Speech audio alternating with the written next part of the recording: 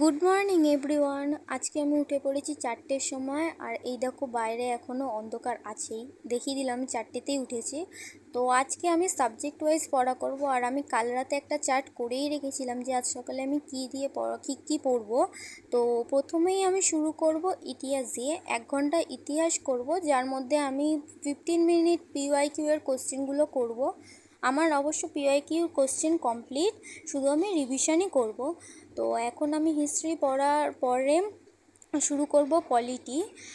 আর আমি প্রায় পলিটি শুরু করেছি, আধা ঘন্টা হয়ে গেছে, আর এ দেখো সকাল হয়ে গেছে, রোদও উঠে গেছে। তো আমি পলিটিও পড়ার পরে আমি অবশ্যই একবার হলেও পিওয়াইকিউ এর কোশ্চেনগুলো সলভ করার চেষ্টা করব। আর এই দেখো আমি পিওয়াইকিউ এর কোশ্চেন সলভ করছি পলিটির।